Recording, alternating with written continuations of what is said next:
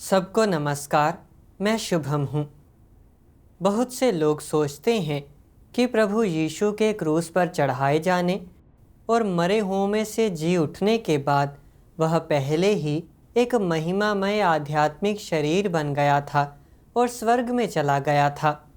इसलिए जब प्रभु लौटेगा तो उसे अपने पुनर्जीवित आध्यात्मिक शरीर में प्रकट होना और कार्य करना चाहिए। तो वे पूछते हैं, अंत के दिनों में न्याय का कार्य करने के लिए परमेश्वर को फिर से मनुष्य के पुत्र के रूप में देह धारण क्यों करना चाहिए? हम सभी जानते हैं कि अनुग्रह के युग में प्रभु यीशु मनुष्य के पुत्र के रूप में देह धारण करके प्रकट हुआ और कार्य किया, ताकि लोगों से मेल जोल कर सके, उनके साथ रह सके और उनकी अगुवाई करने के लिए सत्य व्यक्त कर सके। अंत में मानव जाति के पापों को अपने ऊपर लेने की खातिर उसे मनुष्य के लिए पाप बलि के रूप में क्रूस पर चढ़ा दिया गया। परमेश्वर के प्रकट होने, छुटकारे का कार्य करने और पाप बलि के रूप में काम करने का सबसे अच्छा तरीका देह धारण करना था। इससे न केवल शैतान शर्मिंदा हुआ बल्कि परमेश्वर ने महिमा भी पाई। यह स्पष्ट है कि देह धारण करके कार्य करने का परमेश्वर का चुनाव पूरी तरह से कार्य की ज़रूरतों पर आधारित था। उसने अपने प्रकटन का तरीका मनुष्य की धारणाओं और कल्पनाओं के अनुसार तय नहीं किया। तो फिर अंत के दिनों में न्याय का कार्य करने के लिए परमेश्वर को फिर से देह धारण क्यों करना चाहिए? यह भी भ्रष्ट मानव जाति की ज़रूरतों पर आधारित है। भ्रष्ट मानव जाति को देहधारी परमेश्वर के उद्धार की ज़रूरत है। लोगों को बचाने का परमेश्वर का कार्य उतना आसान नहीं है जितनी लोग कल्पना करते हैं।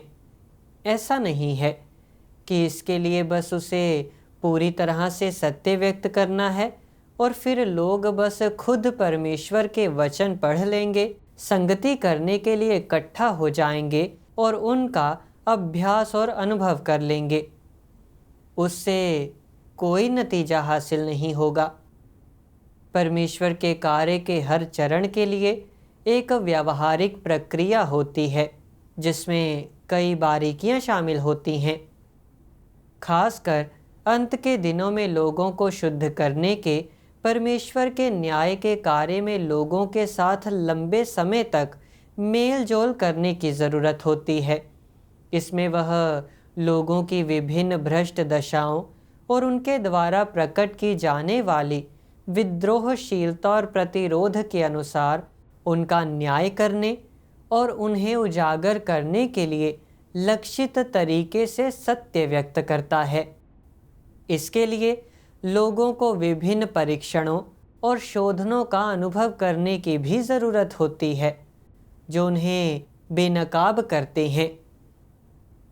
इसके लिए परमेश्वर को देह धारण करने और अपना कार्य करने के लिए लोगों के बीच रहने की ज़रूरत होती है। इसलिए देहधारी परमेश्वर में सामान्य मानवता होनी चाहिए।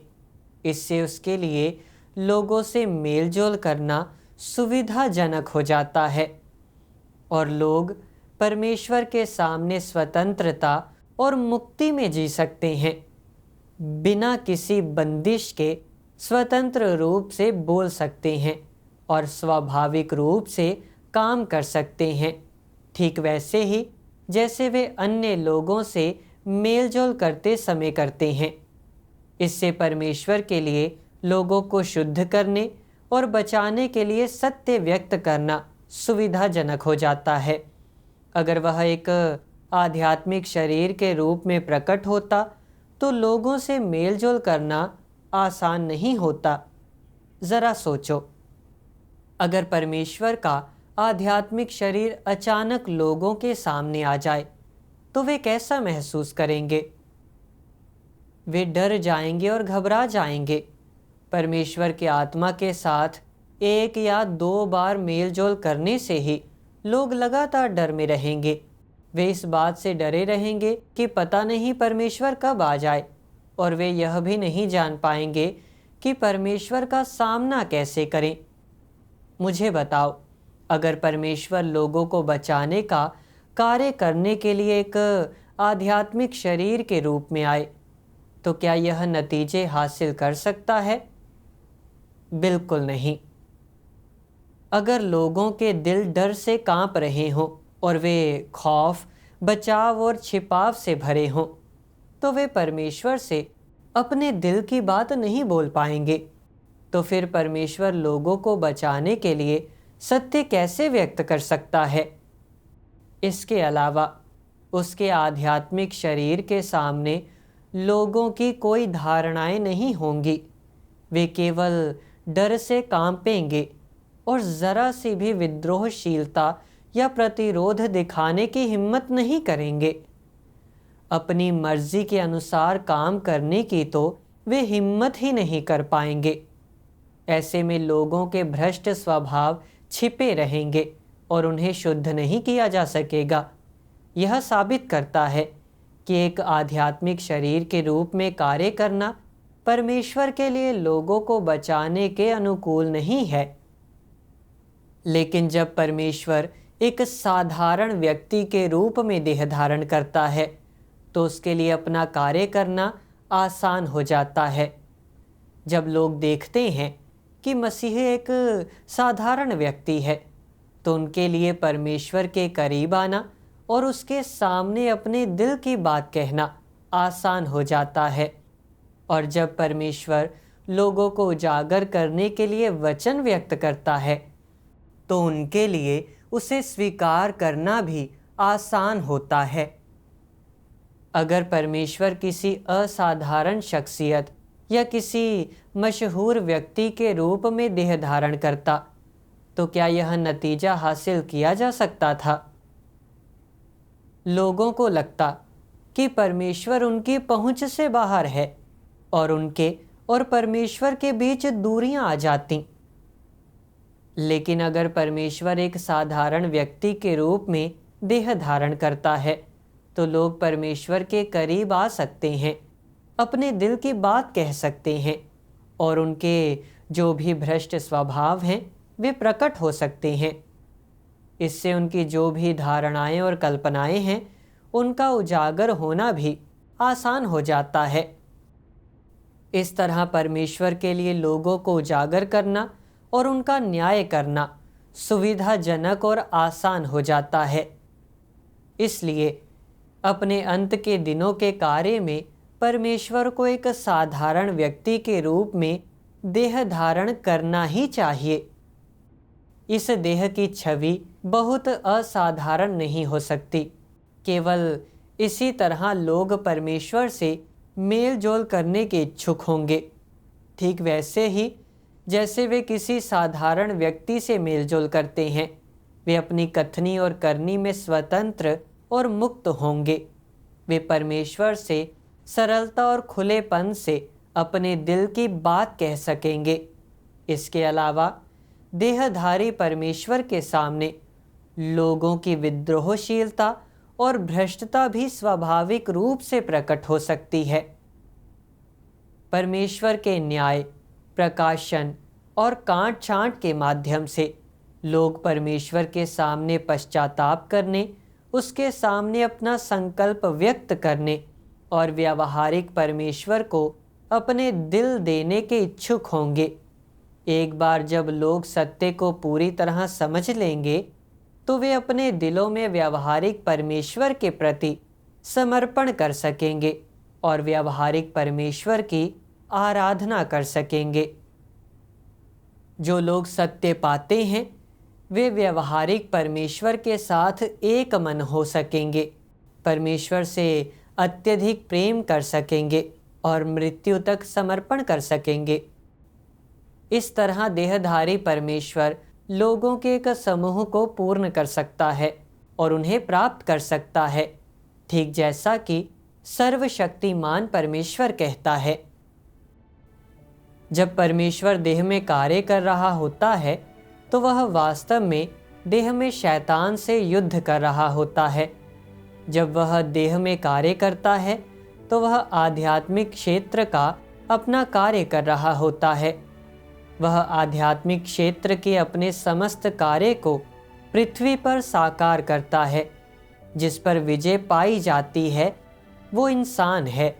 वह इंसान जो उसके प्रति विद्रोही है, जिसे पराजित किया जाता है, वो शैतान का मूर्त रूप है।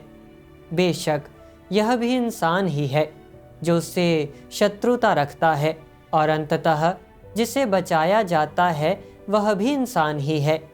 इसलिए यह परमेश्वर के लिए और भी अधिक आवश्यक हो जाता है कि वह ऐसा इंसान बने जिसका बाहरी आवरण एक सृजित प्राणी का हो, ताकि वह शैतान से असल युद्ध कर सके। उस इंसान पर विजय पाने के लिए जो उसके प्रति विद्रोही है, उसके समान बाहरी आवरण धारण किए हुए है, और उस इंसान को बचाने के लिए जिसका बाहरी आवरण उसी के समान है और जिसे शैतान द्वारा नुकसान पहुंचाया गया है। उसका शत्रु मनुष्य है, उसकी विजय का लक्ष्य मनुष्य है, और उसके उद्धार का लक्ष्य भी मनुष्य ही है जिसे उसने बनाया है। इसलिए उसे मनुष्य बनना ही होगा, और इस तरह उसका कार्य बहुत आसान हो जाता है। वह शैतान को हराने और मनुष्य को जीतने में समर्थ है, और भी अधिक यह मानव जाति को बचाने में सक्षम है। भ्रष्ट मनुष्यों के लिए केवल वही कार्य जो अनुसरण के लिए सटीक वचन और स्पष्ट लक्ष्य प्रदान करे, जो दृश्यमान और मूर्त हो, वही सबसे मूल्यवान प्रकार का काम है। केवल यथार्थवादी कार्य और समयोचित मार्गदर्शन ही मनुष्य की अभिरुचियों के लिए उपयुक्त होता है, और केवल व्यावहारिक कार्य ही मनुष्य को उसके भ्रष्ट और पतित स्वभाव से बचा सकता है। इसे केवल देहधारी परमेश्वर हासिल कर सकता है। केवल देहधारी परमेश्वर ही मनुष्य को उसके पुराने भ्रष्ट और पतित स्वभाव से बचा सकता है। यद्यपि आत्मा परमेश्वर का अंतर्निहित सार है, फिर भी इस तरह का कार्य केवल उसकी देह के द्वारा ही किया जा सकता है। यदि आत्मा अकेले ही कार्य करता, तब उसके कार्य का प्रभावी होना संभव नहीं होता। यह एक स्पष्ट सत्य है। अधिकांश लोग इस देह के कारण परमेश्वर के शत्रु बन गए हैं, लेकिन जब यह देह अपना कार्य पूरा करेगी तो जो लोग उसके खिलाफ हैं वे ना केवल उसके शत्रु नहीं रहेंगे, बल्कि उसके गवाह बन जाएंगे। वे ऐसे गवाह बन जाएंगे जिन्हें उसके द्वारा जीत लिया गया है, ऐसे गवाह जो उसके अनुरूप हैं और उससे अभिन्न हैं। देह में उसने जो कार्य किया है उसका महत्व वह मनुष्य को ज्ञात करवाएगा, और मनुष्य के अस्तित्व के अर्थ के लिए इस देह के महत्व को मनुष्य जानेगा। मनुष्य के जीवन के विकास के संबंध में उसके व्यावहारिक मूल्य को जानेगा, और इससे भी अधिक यह जानेगा कि यह देह अप्रत्याशित रूप से जीवन का एक जीवंत स्रोत बन जाएगी, जिससे अलग होने की बात मानव सहन नहीं कर सकता। इसलिए भ्रष्ट मनुष्य जाति को देहधारी परमेश्वर के उद्धार और प्रत्यक्ष कार्य की कहीं अधिक आवश्यकता है। मनुष्य को इस बात की आवश्यकता है कि देहधारी परमेश्वर उसकी चरवाही करे, उसे समर्थन दे, उसका सिंचन और पोषण करे, उसका न्याय करे, उसे ताड़ना दे।